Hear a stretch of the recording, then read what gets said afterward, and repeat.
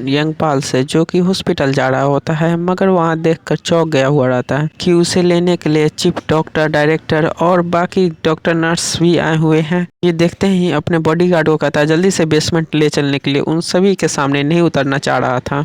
Basement में secretary, head और director लेने आया हुआ रहता है। डायरेक्टर अपने साथ चलने के लिए कहता है चाय पर, मगर यंगपाल मना कर देता है। सभी कोई यंगपाल से अब कुछ ज़्यादा ही रिस्पेक्ट के साथ बात कर रहे होते हैं और सभी कोई सर हस्बैंड बोलते हैं। जब यंगपाल 12th फ्लोर पर जाता है तो देखता है सभी कोई उसके स्वागत में लगे हुए हैं, तो वहाँ से तुरंत निकल जाता है। इतना रिस्पेक्ट तो कभी मिला नहीं और इसे उतना पसंद भी नहीं है कुछ ज़्यादा ही रिस्पेक्ट देना। सभी कोई काम करे तो बेहतर है।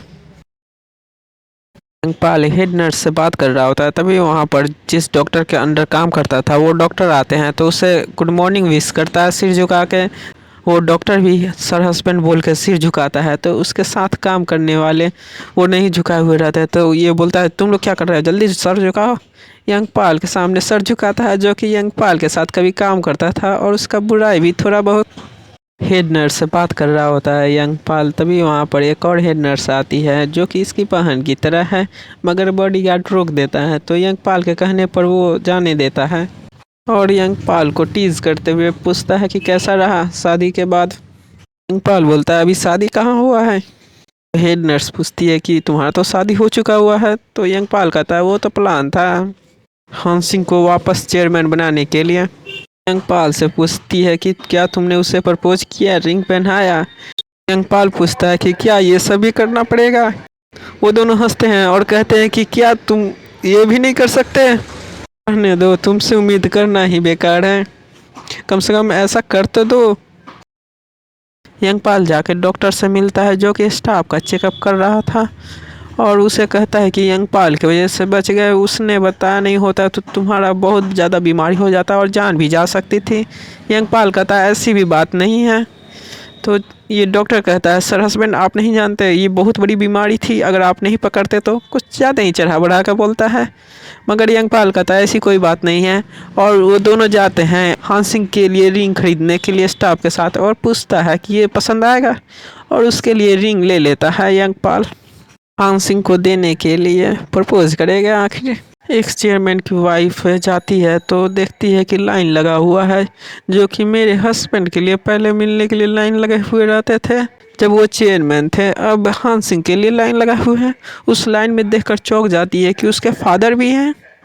अपने फादर को लाइन से बाहर करती है, मगर उसके फादर नहीं होते। वो नाराज हांसिन से मिलने जाती है, मगर गार्ड उसे जाने नहीं देते। हांसिन से पूछते हैं पहले, मगर ये गुस्सा आ जाती है तो थप्पड़ देती है, मगर गार्ड रोक देता है और हांसिन के इशारे पर जाने देता है। एक्स चेयरमैन की वाइफ काफ़ी नाराज रहती है और कहती है कि तुमने मेरे साथ ऐसा किया, मेरे फादर को लाइन में लगाया, तुम ऐसा कैसे कर सकती हो, तुमने बहुत बुरा किया है। हांसिन कहती है बहुत शोर हो रहा है, इसे ले जाओ, और वहाँ से गार्ड ले जाता है उसे। और वापस जाते समय अपने फादर का हाथ पकड़ती है, चलिए कहती है, मगर उसके फादर हाथ छुड़ा देते हैं और कहते हैं कि तुम क्या कर रही हो। इसको तो काफ़ी जोर का झटका लगा हुआ रहता है।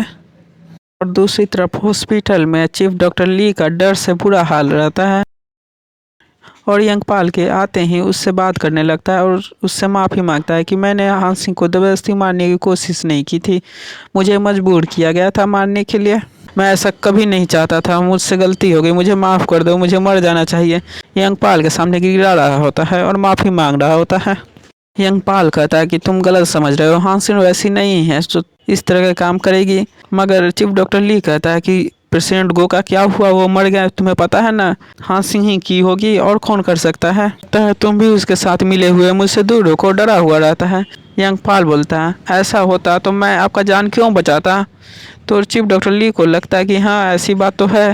हांसिन से सेक्रेटरी मिलता है और पूछता है कि चीफ डॉक्टर ली का क्या करना चाहिए, तो हांसिन कहती है कि ये भी मुझे ही बताना होगा, उसके साथ कैसा करना चाहिए वो तुम अच्छे से जानते होगे। तो सेक्रेटरी कहता है जी, और वहाँ से चल देता है, यानी उसे मार देना है। और थोड़ी देर बाद हांसिन को फ़ोन आता है, पूछा जाता है कि आखिर आपके हाफ ब्रदर के साथ क्या करना चाहिए, एक्स चेयरमैन के साथ। हांसिन कहती है कि आप रखेंगे तो आपको खिलाना पड़ेगा, आपको खर्चा देना होगा, क्या करना चाहिए आप देख लीजिए, यानी इशारा रहता है छोड़ देने के लिए। हान सिंह एक तरह से शुक्रिया भी कर रही होती है कि आपके सपोर्ट के लिए, और इसी तरह सपोर्ट बना रहे तो अच्छा है। और ये भी बोलता है कि हाँ, आपका सपोर्ट मेरा हमेशा रहेगा और आगे भी बना हुआ रहेगा। और इधर में चीफ डॉक्टर ली रो रहा होता है डर के मारे और कह रहा होता है प्लीज़ मुझे बचा लो, हान सिंह से मुझे बचवा लो। और दूसरी तरफ यंगपाल को मारने के लिए जौन गुंडा आया हुआ था वो प्रेसिडेंट गो के द्वारा भेजा हुआ रहता है, उसे दूसरे पुलिस स्टेशन ले जाया जाता है। तभी बीच रास्ते में ही पुलिस के गाड़ी का एक्सीडेंट कर देता है उसी का साथी, और उसको बेहोश करके ले जाता है। पुलिस भी छानबीन करती है मगर पुलिस को भी पता नहीं चलता, कुछ गाड़ी तो फेंका दिया गया है, दूसरा गाड़ी बदल के ले गया है वे लोग। और यहाँ पर उसी के आदमी उसको दफना रहे होते हैं। सेक्रेटरी आखिर उसे जो बोला हुआ था करने के लिए वैसा ही किया जा रहा था वो। और चीफ डॉक्टर ली सारी बात बता देता है यंगपाल को कि मुझे माफ़ कर दो, तुम्हारे माँ को मैं नहीं बचा पाया, मुझे माफ़ कर दो। और यंगपाल ये सुनते ही चौंक जाता है और कहता है क्या कहे मेरे मॉम को, कि ये कैसे लिंक है उससे। तो वो सारा बात बताता है कि हान सिंह भी उस दिन बहुत ज़्यादा बीमार थी, उसके बहुत से सर्जरी करने थे, तो उस दिन सभी डॉक्टर वहाँ पर अपना चेहरा दिखाए हुए थे काम करने के लिए। और तुम जिनके अंदर काम करते थे वे डॉक्टर को कहा गया था तुम्हारी माँ को देखने के लिए, मगर वो खुद न जाकर मुझे जाने को कहे थे। मगर मुझे हान सिंह को ट्रीट करने के लिए बोला गया तो मैं वहाँ चला गया, तुम्हारी माँ के पास नहीं गया, तो तुम्हारी माँ का सर्जरी ना होने की वजह से वो गुजर गई। वो हताश हो गया हुआ रहता है, बहुत दुखी रहता है अंदर से, और वो घर की ओर चल देता है, यानी हान सिंह के घर। यंगपाल घर पहुंचता है तो देखता है लंबे लाइन लगा हुआ है हान सिंह से मिलने के लिए।